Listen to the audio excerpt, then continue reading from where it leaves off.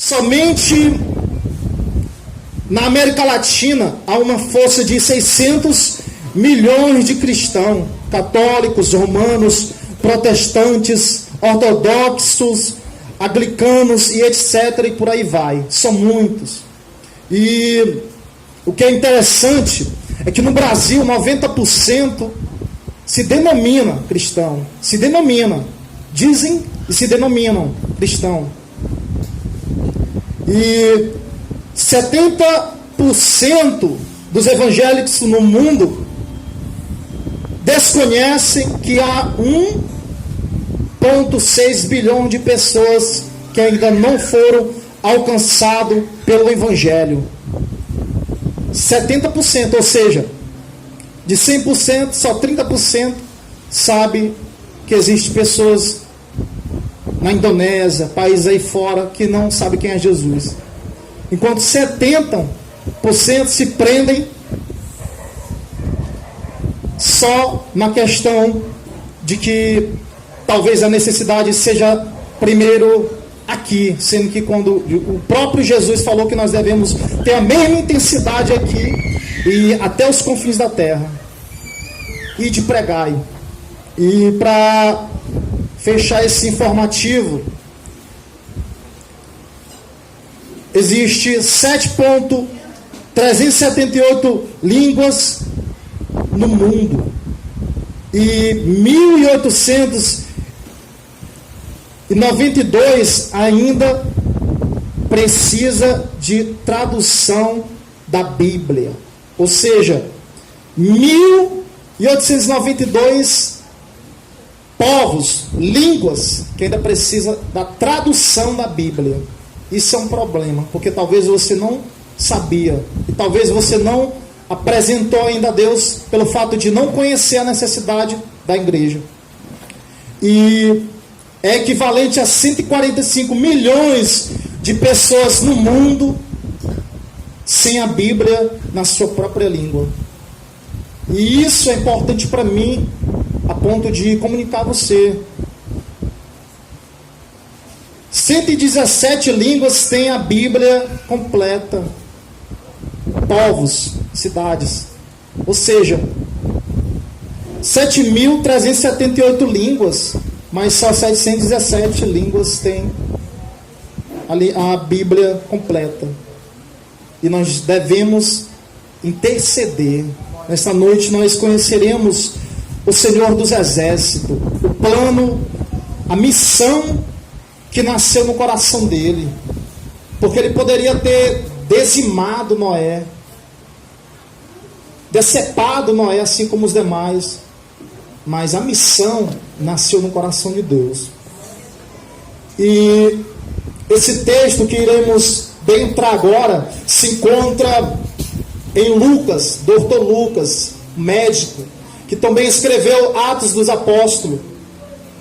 E é bem interessante esse texto, porque ele, nesse livro, que foi datado por volta de 60 a 63 depois de Cristo, Lucas vai endereçar, vai escrever para Teófilos. E eu sei que Lucas, o doutor, ele não só escreve esse livro, mas também Atos dos Apóstolos, onde narra testemunhos e atos fiéis dos apóstolos, dos discípulos. E eu queria que você nessa noite abrisse o seu coração para essa mensagem, que tem por epígrafe o título A Pesca Maravilhosa, os primeiros discípulos. Aqui Jesus está na visão missionária. Ele vai fazer os primeiros discípulos. Então ele tem algo a nos falar nessa noite, porque esse texto ele mostra pescadores frustrados. E é bem interessante que no versículo 4 nós vamos ver o texto já começando dessa maneira. E quando acabou de falar, disse a Simão: faze-te ao mar alto, e lançai as vossas redes para pescar. Nesse texto aqui, meu amado, Jesus já sabia que aqueles homens não tinham pescado nada. Jesus não alcançou aquele barco por coincidência ou obra do acaso. Não. Descarte essa hipótese. Jesus vê tudo. A visão, a ótica de Deus é diferente do ponto de vista do ser humano. Jesus, ele vê tudo. Se a águia ela consegue alcançar a um raio de quilômetros e quilômetros a sua presa, consegue ouvir os batimentos da sua presa, Jesus ele a criou. Ele é o poderoso, aquele que veio para vencer, e nasceu no coração de Deus a missão. O que é interessante nesse texto, meus amados, é que a epígrafe vai dizer, a pesca maravilhosa dos primeiros discípulos. E nesse mesmo capítulo nós vemos Jesus fazendo a vocação de Levi, Mateus, um dos discípulos. Nós também vemos acerca do jejum, ou seja, o capítulo vai nos ensinar a nos preparar para a missão. O que é missão? Para que fomos chamados? Deus tem algo a ministrar através desse texto bíblico nessa noite. E Jesus, ele é bem interessante a forma que ele age, porque ninguém nunca sabe de onde ele vai começar. Ninguém nunca planeja, ou analisa, ou chega a uma conclusão de onde é que vai surgir a missão, de onde é que Jesus vai dar a iniciativa a ela. Às vezes as pessoas elas têm o prazer voltado em qualquer outra coisa, menos no plano de Deus. Às vezes as pessoas elas querem estar no céu, e não é errado estar. Deus deu o seu único filho. Não é errado querer estar no céu com Deus. Mas o que é errado é você não orar, é você não ler a Bíblia, é você não conhecer a história, é você não jejuar, é você não procurar se armar, é você não procurar adquirir a munição certa, porque um guerreiro, se ele tiver com uma ferramenta, uma arma de grande porte e não souber manusear, ele morre. Ele perde a guerra. Então você tem que saber manusear. O próprio apóstolo Paulo, ele vai dizer que as nossas armas não são carnais. A milícia que nós lutamos, militamos, é espirituais, são coisas celestes. E nesse capítulo eu vejo Jesus dizendo, olha, vai-te ao mar e lançai as vossas redes para pescar. E Pedro, ele vai dizer justamente isso aqui, Simão. Respondendo Simão, disse-lhes, mestre, perceba uma coisa, Jesus está conhecendo Pedro, mas Pedro já o chama de mestre. Por quê? Porque Jesus, ele não entrou naquele barco por coincidência. Não. Jesus, ele ministrou uma palavra naquele barco. Os discípulos, eles lavavam a rede. Observe, Pedro é um pescador. Ele não pesca por necessidade, não. Ele pesca no mar. No mar tem peixe grande, peixe de todo tipo. É impossível você lançar uma rede de um barco e não ver um siri, um caranguejo, um peixe, um mar que dá peixe sobre os rios, entre as metrópoles, as cidades. É o mar, a fonte. Quando Deus ele vai criar as coisas, no primeiro capítulo de Gênesis, ele fala que fez separação entre as águas e águas. E é justamente esse mar, que a terra inteira é coberta sobre esse mar, o planeta água. É o nosso planeta.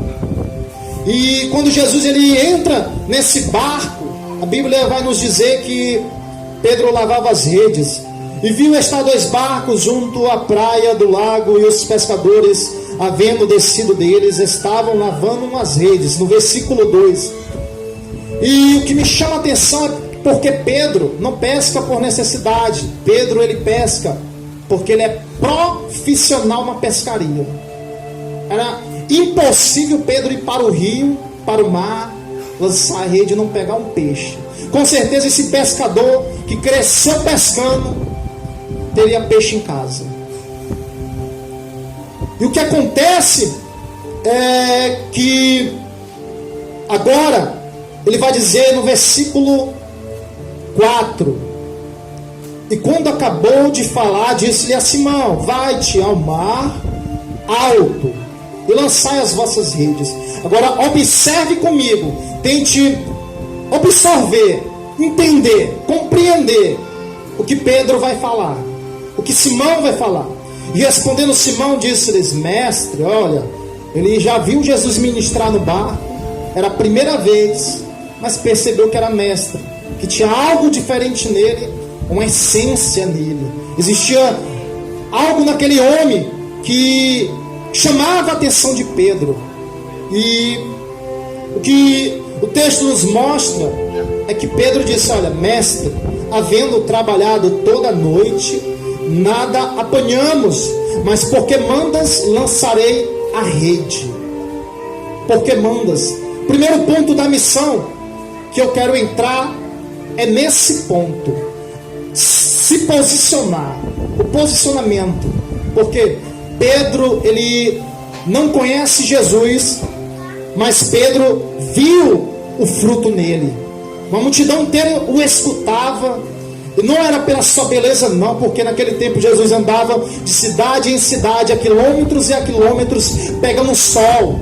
E com certeza seria uma pessoa de aparência nada agradável. Mas ao falar, ele transmitia uma essência poderosa.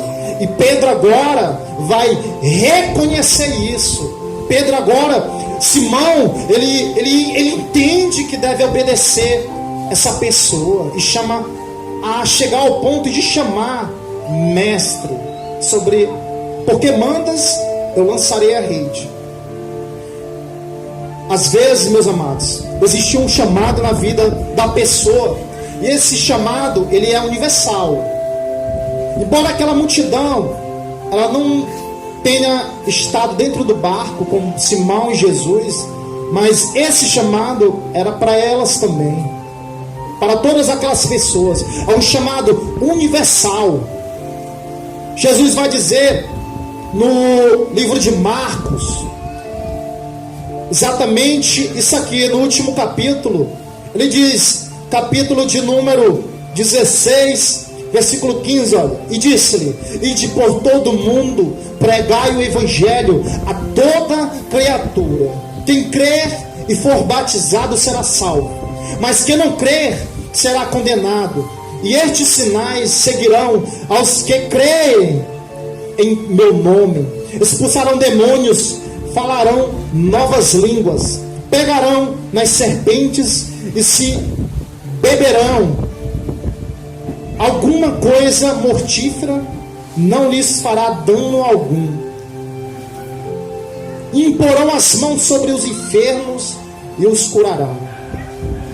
Observe que esse chamado aqui, Jesus ele deixou para todos, porque estava tendo uma incredulidade, uma apostasia entre eles. Eles não estavam entendendo quando o mestre disse: olha, no terceiro dia eu ressuscitarei. Jesus estava querendo dizer, olha, para eles de uma certa forma: vocês ainda não entendem, mas eu sou a ressurreição. E o que me chama a atenção é que Jesus, conhecendo, mesmo assim vai designar a eles uma missão. E esse chamado é universal, porque para estar com Deus na eternidade, no céu de glória, porque tudo isso aqui irá passar, tudo isso aqui irá passar.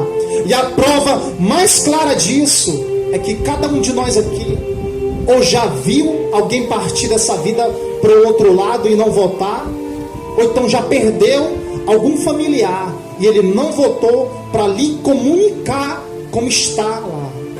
E essa é a prova de que você deve perseverar, acreditar e depositar a sua fé nessa palavra, depositar a sua confiança no que o Senhor Jesus ele nos ensinou e nos designou a seguirmos, porque esse chamado para nós que somos corpos de Cristo, obreiros e os demais, ele se torna universal, colocando todos aqueles que o aceitarem em posição de cumprir.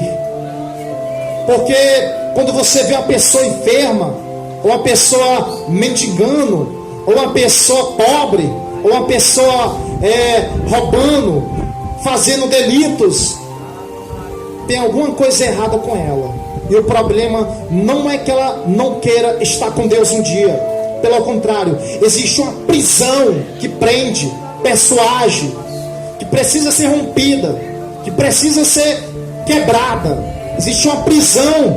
E Jesus, ele vai nos vocacionar, ele vai nos capacitar justamente para cumprir essa missão, cumprir esse chamado. Cada um de nós tem um chamado, e a questão desse texto, ele mostra os primeiros discípulos tendo um encontro de uma forma miraculosa com Deus, com o Senhor Jesus. Porque mandas lançarei a rede,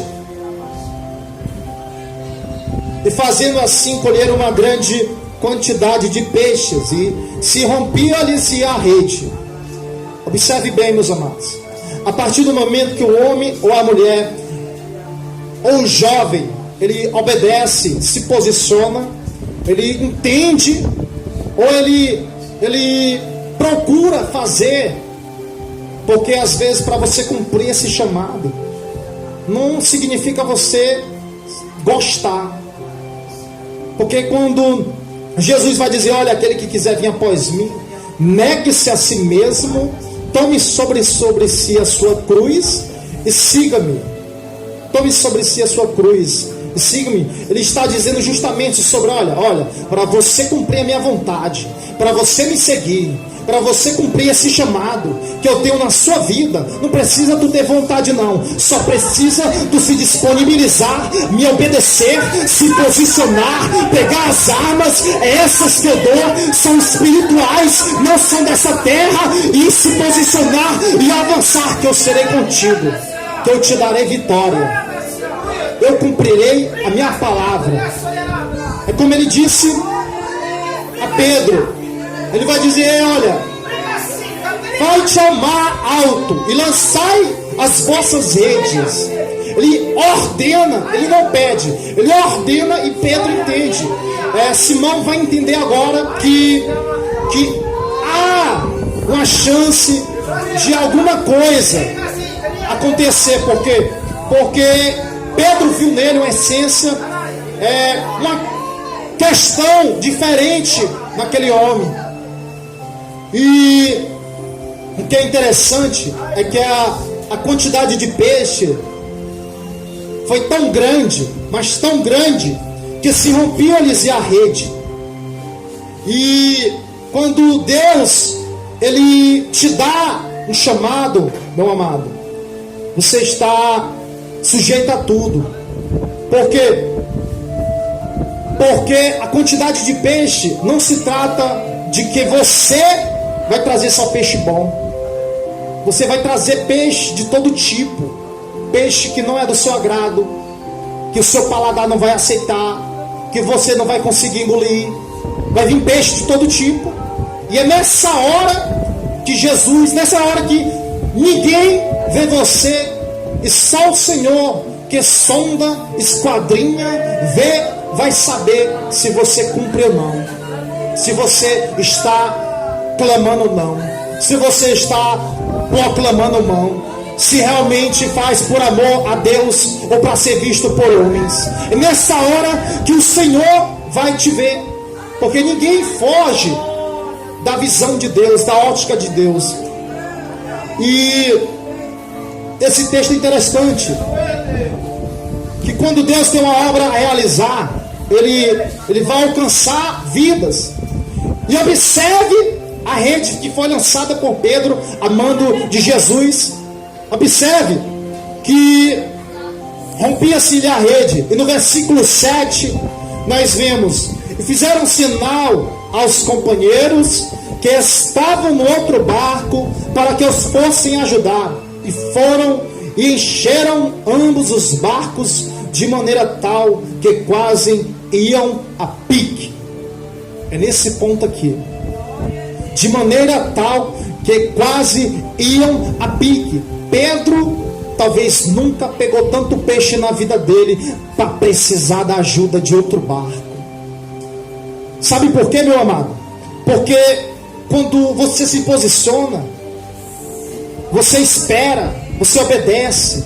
E a questão de posicionamento não está só em você demonstrar para a igreja, não é só em você se disponibilizar no horário vago, não. É você romper fronteiras. Porque para fazer a obra não existe limitações geográficas, não existe, nem temporal, não existe não. A sua oração, ela tem um poder para ultrapassar, penetrar qualquer tipo de fronteira. A Bíblia diz que Paulo e Silas oravam à meia-noite. E a primeira estrutura que vai cair é a do inferno. Porque se a do inferno não cai, o cárcere não tinha virado. Então a primeira estrutura que foi arrebentada foi a do inferno. Após essa veio a segunda, a do cárcere. E só então o poder da Trindade. A Bíblia diz que o coração daquele carcereiro, ele se converteu, aceitou, confessou, porque Paulo e Silas pegaram a surra, mas em vez de murmurar, em vez de reclamar, adoraram, clamaram, buscaram. E foi nessa hora que Deus operou. E a Bíblia vai sempre nos alertar que quando um pecador se arrepende, a festa nos céus. Que o prazer do que tem 100 ovelhas, quando uma se afasta, é deixar as 99 e ir atrás daquela que se afastou. Observe o prazer dele, está no coração de Deus. Por quê?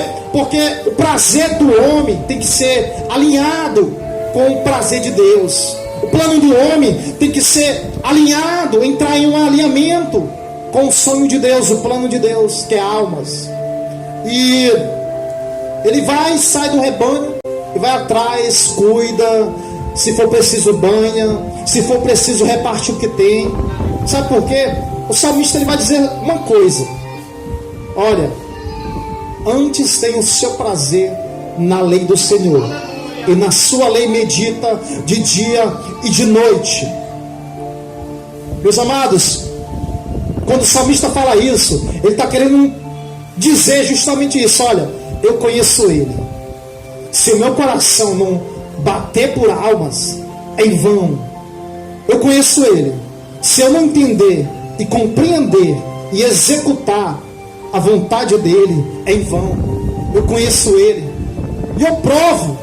No Salmo 139, ele vai dizer: tu me sondastes, e o Senhor me conhece. No versículo 7 ele diz: olha, para onde eu me irei da tua face? Para onde eu fugirei do teu espírito?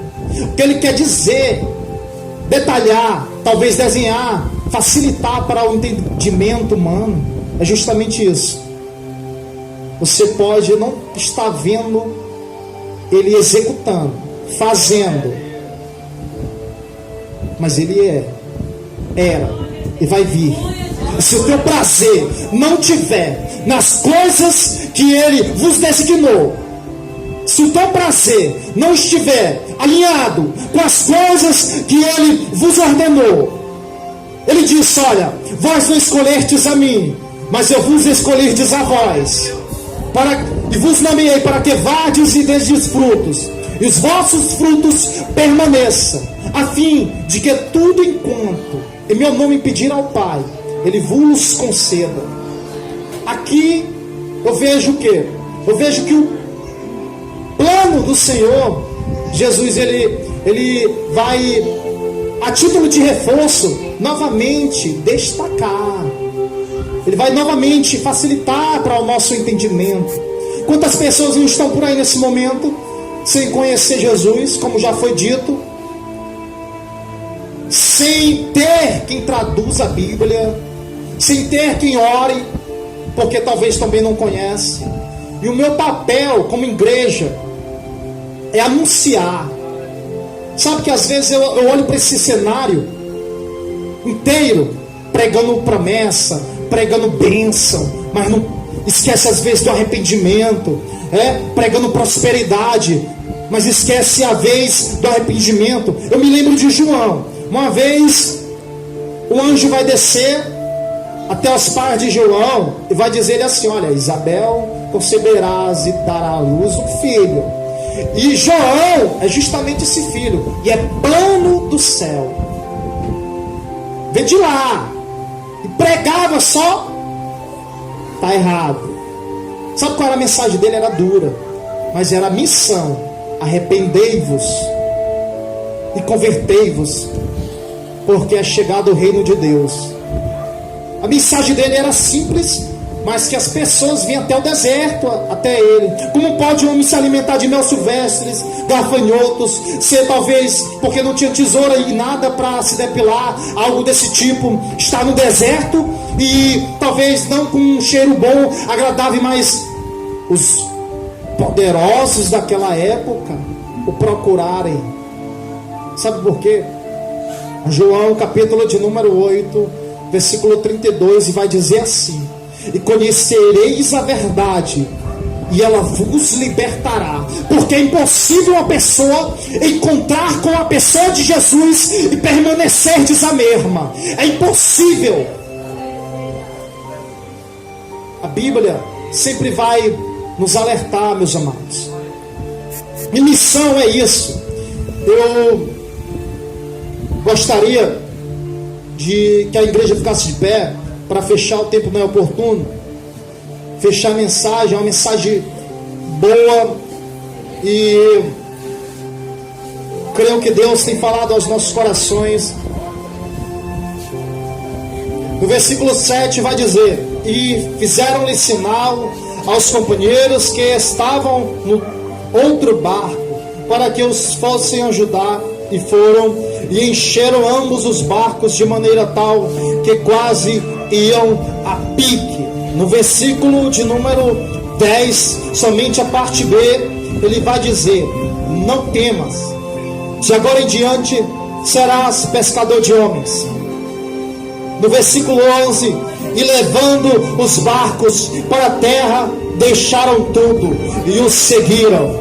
E levando os barcos para a terra, deixaram tudo e os seguiram. Curvem as suas cabeças, elevem os seus pensamentos ao trono de Deus, apresente as suas causas ao trono do Senhor. Absorva essa palavra nesta noite, meu amado. Deixaram tudo e levaram os barcos para a terra e deixaram tudo e o seguiram. A ordem é esta, o plano nunca mudou, é deixar tudo. Quanto você está disposto para receber de Deus? Quanto você está disposto a perder para ter de Deus? Vai entrar nas mansões celestes. Quanto você está disposto a pegar não na cara para honrar os mandamentos de Deus? Quanto você está disposto a ser humilhado para não ter que se conformar com esse mundo, com vidas que estão sendo ceifadas nessa noite, meu amado? O Espírito de Deus, ele nos mostra, nos revela que nós devemos nos posicionar,